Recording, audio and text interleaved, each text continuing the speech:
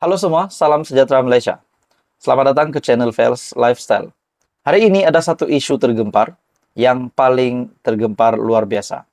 Ini pasti mengejutkan ramai pemimpin, terutamanya dari pembangkang juga, dan juga dari kerajaan.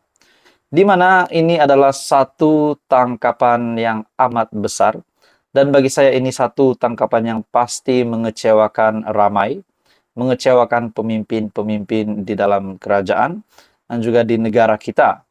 Jadi di dalam sebuah artikel yang panas ini, 6 anggota polis direman bantu siasatan kes rasuah. Nah, saudara-saudara, lagi-lagi kita dengar kes rasuah.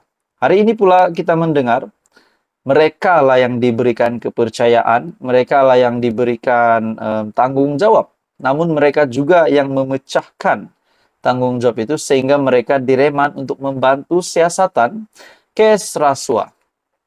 6 anggota polis termasuk seorang berpangkat inspektur dari Ibu Pejabat Polis Daerah IPD Jerantut direman sehingga 11 Mei bagi membantu siasatan berhubung kes meminta rasuah berjumlah RM5.000. Suruhanjaya Pencegahan Rasuah Malaysia SPRM dalam kenyataan berkata, perintah reman itu dikeluarkan oleh Magistrat Temerloh Muhammad Shah Reza Nur Azman. Menurut kenyataan itu, kesemua mereka ditahan petang semalam selepas hadir memberi keterangan di Pejabat SPRM Temerloh bagi membantu siasatan di bawah Seksyen 16 dalam kurungan E Akta SPRM 2009.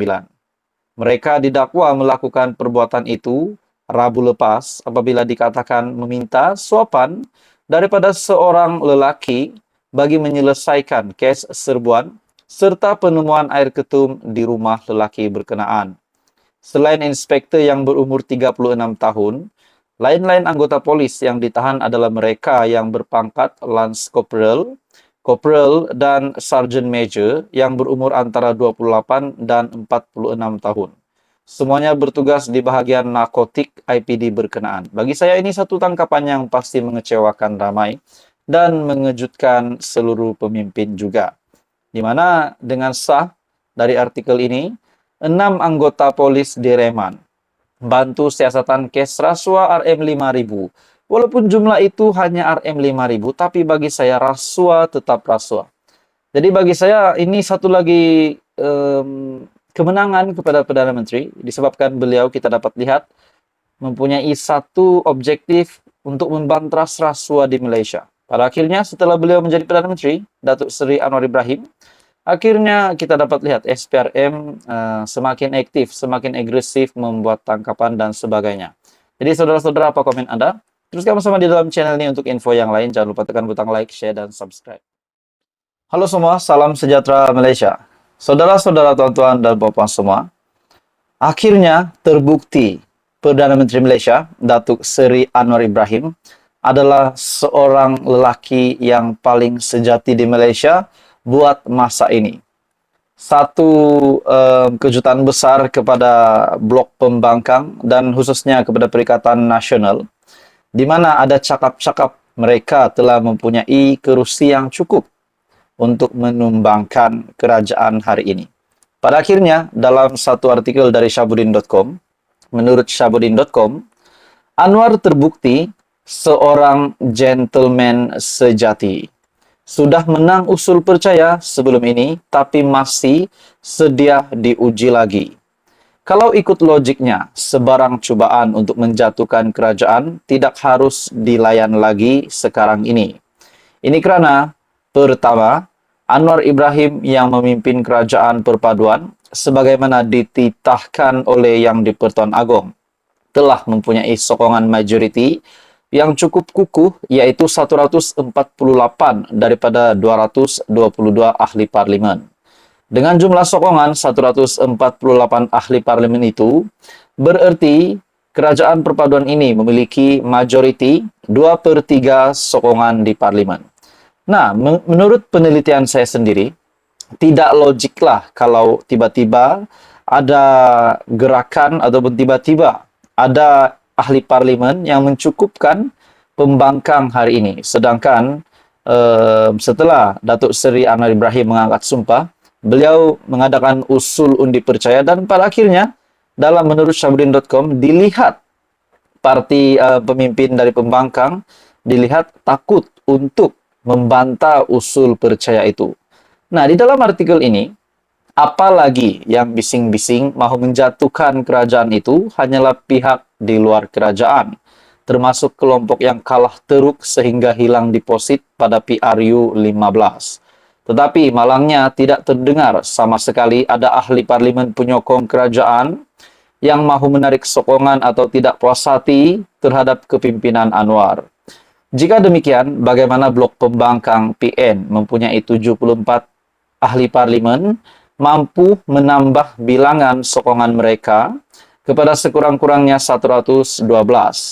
Yang kedua, sebaik saja mengangkat sumpah sebagai Perdana Menteri pada 24 November, perkara pertama yang dilakukan Anwar ialah mengumumkan agar usul percaya terhadapnya dibentangkan di Parlimen pada 19 Desember. Dalam undian yang diadakan pada tarikh tersebut, sokongan terhadap Anwar ternyata kukuh, di mana blok pembangkang tidak berani sama sekali menentang usul percaya itu. Mahyadin yang mendakwa dirinya mempunyai cukup sokongan sebelum itu juga tidak berani menonjolkan dirinya untuk diundi berlawan dengan Anwar. Dengan dua perkara ini, sebenarnya tidak perlu lagi dilayan sebarang cubaan untuk menukar kerajaan. Sudah sah lagi nyata Anwar memiliki sokongan majoriti yang kukuh sebagai Perdana Menteri. Takkan setelah disahkan parlimen pun masih lagi berbangkit isu mahu menjatuhkan beliau. Cukuplah sekali saja peluang itu diberikan dan selebihnya tugas ahli parlimen seharusnya ditumbuhkan bersama memastikan negara ditadbir dengan baik. Jadi dalam artikel ini juga yang menarik, beliau sedia diuji buat kali kedua, walhal sudah pun memenangi usul percaya sebelum ini.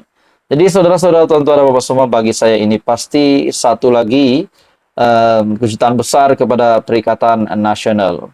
Jadi mana nak cari ada Perdana Menteri yang berani sampai 2 kali diuji keabsahannya di parlimen dalam tempoh tidak sampai setahun. Takkan nak diuji lagi buat kali ketiga atau setiap kali sidang parlimen nak dibawa usul menjatuhkan Perdana Menteri. Anwar pun selepas Jun nanti janganlah buang masa lagi melayan royanan mereka yang tak habis-habis kemaruk kuasa, mau menjatuhkan, malah patut mentertawakan saja mereka yang bernafsu besar, tapi sebenarnya tiada upaya. Nah, di dalam artikel ini sudah pasti, melalui cabaran Anwar ini, inilah masanya bagi PN secara bersendirian, atau bergabung dengan Tun Mahathir yang hilang deposit untuk membuktikan dan menyahut cabaran Perdana Menteri. Adakah PN bersama dengan Dr. Mahathir mampu membuktikan dengan usul undi percaya yang dicabar oleh Perdana Menteri, adakah mereka dapat membuktikan bahwa mereka memang mempunyai cukup kerusi untuk membentuk kerajaan baru? Nah, saudara-saudara, ini pasti satu lagi isu yang panas. Apa komen Anda? Teruskan bersama di dalam channel ini. Info padu, info hangat disediakan di dalam channel ini.